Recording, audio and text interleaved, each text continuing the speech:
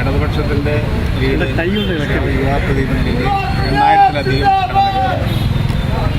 ഇനിയും എണ്ണാനുള്ള പഞ്ചായത്തുകളിൽ ഇടതുപക്ഷത്തിന് മുൻതൂക്കമുണ്ടാകും എന്നുള്ള സംശയം. അപ്പോൾ നേരത്തെ ഞങ്ങൾ കണക്ക് കൂട്ടിയ പോലെ തന്നെ ഇടതുപക്ഷത്തിന് ഉജ്ജ്വല വിജയം ഈ വലിയ രീതിയിലുള്ള കള്ളപ്രചാര വേലകളും കുപ്രചരണങ്ങളും ഉണ്ടായിരുന്നു.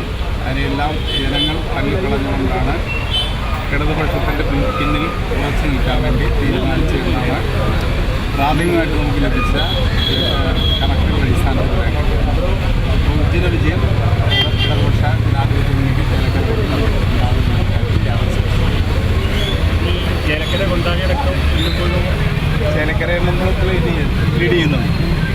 കൊണ്ടാടി ലീഡ് ചെയ്യും, പറയേണ്ടവർ ലീഡ് ചെയ്യും. തിരുവല്ലാല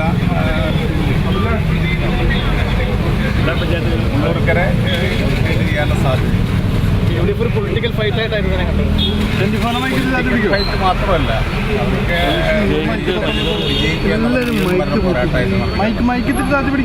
അതായത് ചേലക്കര വിജയിക്കാൻ കഴിഞ്ഞാൽ അത് അടുത്ത തെരഞ്ഞെടുപ്പിൽ UDF വലിയ ഗുണം ചെയ്യുമെന്നുള്ള പ്രതീക്ഷയോടുകൂടി എല്ലാ തരത്തിലുള്ള പ്രചാരവേലകളും ഇവിടെ ഇറക്കുകയുണ്ടായി.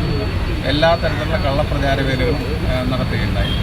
അതിനെല്ലാം അതിജീവിച്ചുകൊണ്ടാണ് ജനങ്ങൾ ഇടതുപക്ഷത്തിന് പിന്നിൽ അണിനിരക്കുന്നത് എന്നുള്ളതാണ് ഏറ്റവും പ്രധാനപ്പെട്ട കാര്യം.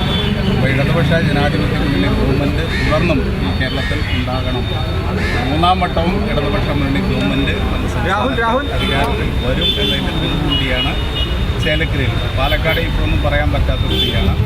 BJPയും പിന്നെ UDF തമ്മിലുള്ള വ്യത്യാസം വളരെ കുറവാണ്. ഞങ്ങൾക്ക് നല്ല ഭൂരിപക്ഷമുള്ള 2 പഞ്ചായത്തുകൾ, മാത്തൂരും കണ്ണാടിയും പഞ്ചായത്ത്. ആ പഞ്ചായത്തിൽ അത്ഭുതം സൃഷ്ടിച്ചാൽ ഇടതുപക്ഷ ജനാധിപത്യം പാലക്കാട് വിജയിക്കാൻ കഴിയുമെന്നുള്ള ഭരണവിരുദ്ധ വികാരമൊന്നും ഇല്ല എന്നാണ് തെളിയിക്കുന്നത്. ഭരണവിരുദ്ധം ഇല്ലല്ലോ. ഭരണവിരുദ്ധത പറഞ്ഞുണ്ടാക്കുന്നതല്ലാതെ ജനങ്ങൾക്ക് ഫീൽ ചെയ്യുന്നല്ലോ. ഭരണത്തിൻ്റെ നേട്ടം അനുഭവിച്ച ഇടതുപക്ഷ ജനാധിപത്യം പണിചെയ്തുകൊണ്ടുള്ള സംശയം. ചേലക്കരയിൽ വിജയിച്ചില്ലെങ്കിൽ രാഷ്ട്രീയ വിജയമല്ല എന്നാണ് UDF നേതാക്കൾ തന്നെ പറയുന്നത്. അപ്പോൾ അവരൊരു വലിയ രാഷ്ട്രീയ പരാജയത്തിലേക്ക് കാര്യങ്ങൾ പോകുമെന്നാണ് അത് അവർ നിശ്ചയിക്കുന്നത്. രാഷ്ട്രീയ പരാജയമാണോ വിജയമാണോ എന്നൊക്കെ നമുക്ക് തെരഞ്ഞെടുപ്പ് കഴിഞ്ഞതിന് ശേഷം ചെയ്യേണ്ട കാര്യമാണ്. എന്തായാലും ഇടതുപക്ഷത്തിന് വലിയ മുന്നേറ്റം ഉണ്ടാക്കാൻ കഴിയുന്ന തെരഞ്ഞെടുപ്പ്.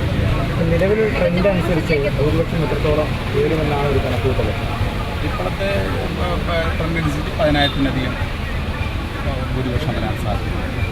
2016 ഭൂരിപക്ഷത്തേക്കാൾ ഉയരുമെന്ന് പറയുമല്ലോ. 2016 പ്രദീപ് അന്ന് 12,200 വോട്ടാണ്. അതിനേക്കാൾ കൂടുതൽ ഭൂരിപക്ഷം ഉണ്ടാകാൻ സാധ്യത.